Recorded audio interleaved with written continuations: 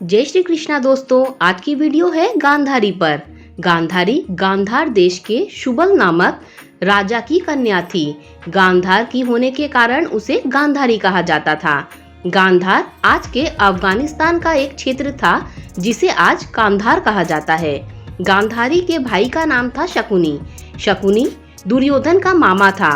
वह यह हस्तिनापुर के महाराज धृतराष्ट्र की पत्नी और दुर्योधन आदि कौरवों की माता थी।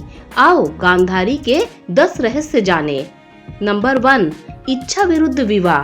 कहते हैं कि गांधारी ने धृतराष्ट्र से मजबूरीवश विवाह किया था। इसका कारण भीष्म थे। अंधे महाराज धृतराष्ट्र के लिए भीम ने गांधार नरेश की राजकुमारी का बलपूर्वक विवाह धृतराष्ट्र से कराया था।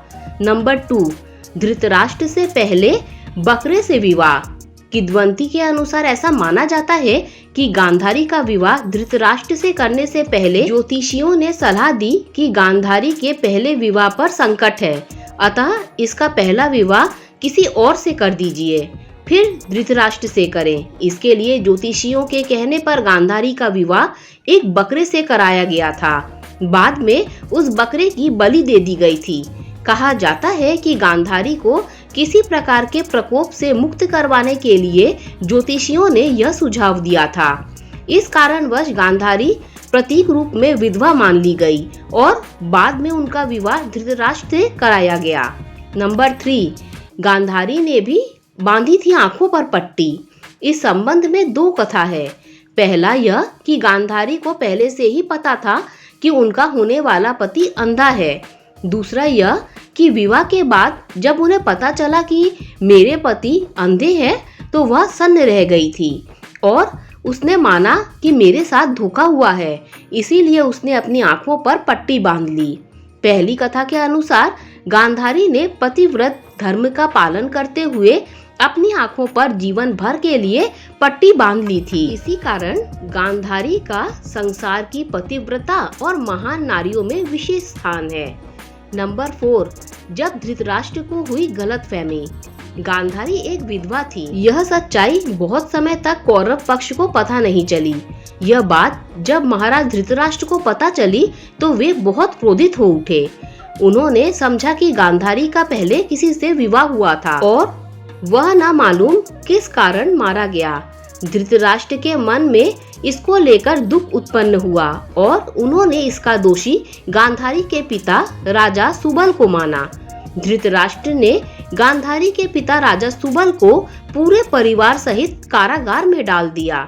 कारागार में उन्हें खाने के लिए केवल एक व्यक्ति का भोजन दिया जाता था। केवल एक व्यक्ति के भोजन से भला सभी का पेट कैसे भरता?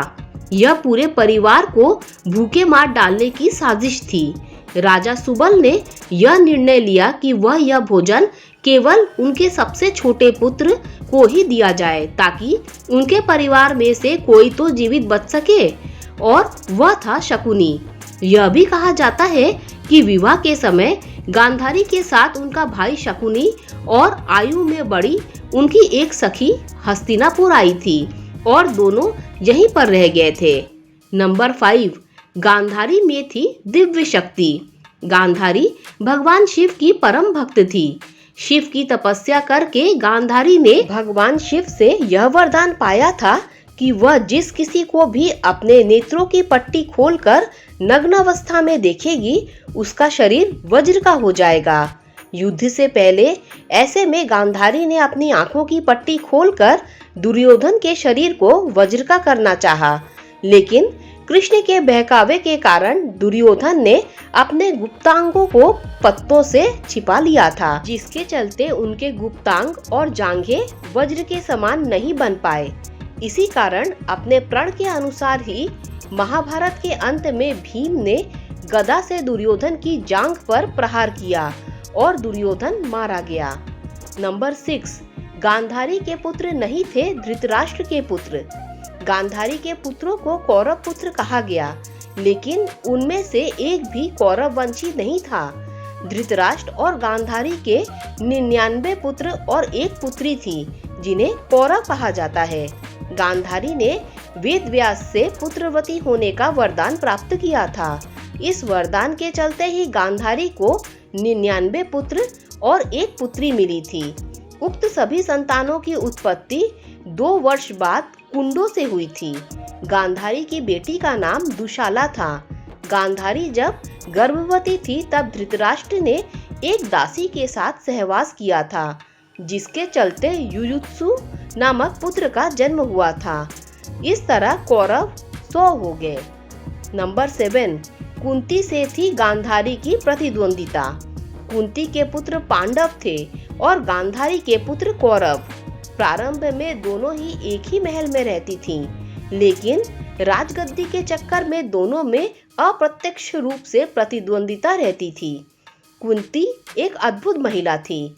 पति की मृत्यु के बाद कैसे उन्होंने अपने पुत्रों को हस्तिनापुर में दाखिल करवाकर गुरु द्रोणाचार्य से शिक्षा दिलवाई और अंत में उन्हें राज्य का अधिकार दिलवाने के लिए प्रेरित किया, यह सब जानना अद्भुत है।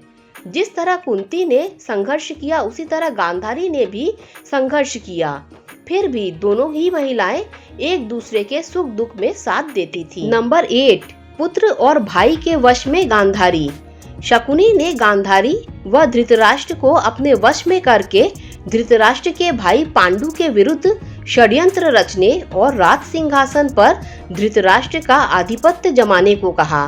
शकुनी की जब यह चाल किसी भी कारण से सफल हो रही थी तो उसका सम्मान और बढ़ गया। गांधारी अपने भाई की चाल को समझती थी और वह अपने पुत्रों को बुराइयों से दूर रहने को कहती थी, लेकिन उसकी नहीं चलती थी। पति, भाई और पुत्र के बीच गांधारी विवश थी। नंबर 9, श्री कृष्ण को श्राप। गांधारी के सभी 100 पुत्र महाभारत के युद्ध में मारे गए। अंत में दुर्योधन का जब भीम ने वध किया, महाभारत युद्ध के पश्चात सांत्वना देने के उद्देश्य से भगवान श्री कृष्ण गांधारी के पास गए। गांधारी अपने 100 पुत्रों की मृत्यु के शोक में अत्यंत व्याकुल थीं। भगवान श्री कृष्ण को देखते ही गांधारी ने क्रोधित होकर उन्हें शाप दिया कि तुम्हारे कारण जिस प्रकार से मेरे 100 पुत्रों का नाश हुआ है, उसी प्रकार तुम्हारे वंश का भी आपस में एक दूसरे को मारने के कारण नाश हो जाएगा। भगवान श्री कृष्ण ने गांधारी से कहा, देवी, मैं आपके दुख को समझ सकता हूँ। यदि मेरे वंश के नाश से तुम्हें आत्म शांति मिलती है तो ऐसा ही होगा। भगवान श्री कृष्ण ने माता गांधारी के उस श्राप को पूर्ण करने के लिए अपने कुल के यादवों की मति फेर दी। मौसूल युद्ध के कारण जब श्री कृष्ण के कुल के अधिकांश लोग मारे गए तो श्री कृष्ण ने प्रभास क्षेत्र में एक वृक्ष के नीचे विश्राम किया। वहीं पर उनको एक भील ने भूलवश तीर मार दिया जो उनके पैरों में जाकर लगा। इसी को बहाना बनाकर श्री कृष्ण ने देह को त्याग दिया। उसके बाद द्वारिका नगरी समुद्र में डूब जाती है। नंबर 10, गांधारी की मृत्यु। युधिष्ठिर के राज्याभिषेक के बाद धृतराष्ट्र, संजय, कुंती और गांधारी ने संन्यास ले लिया और वे अपने आगे का जीवन बिताने के लिए जंगल में कुटिया बनाकर रहने लगे। 3 साल बाद एक दिन धृतराष्ट्र गंगा में स्नान करने के लिए जाते हैं और उनके जाते ही जंगल में आग लग जाती है। वे सभी धृतराष्ट्र के पास आते हैं। संजय उन सभी को जंगल से चलने के लिए कहते हैं, लेकिन दुर्बलता के कारण धृतराष्ट्र वहां से नहीं जाते हैं। गांधारी और कुंती भी नहीं जाती है। जब संजय अकेले ही उन्हें जंगल में छोड़कर चले जाते हैं तब तीनों लोग जंगल में झुलसकर मर जाते हैं। संजय उन्हें छोड़कर हिमालय की ओर प्रस्थान करते हैं, जहां वे एक सन्यासी की तरह रहते हैं। बाद में नारद मुनि युधिष्ठिर को यह दुखद समाचार देते हैं। युधिष्ठिर वहां जाकर उनकी आत्म शांति के लिए धार्मिक कार्य करते हैं। दोस्तों, अगर ये वीडियो अच्छी लगी हो तो लाइक, शेयर, सब्सक्राइब कीजिए। Thanks for watching this video.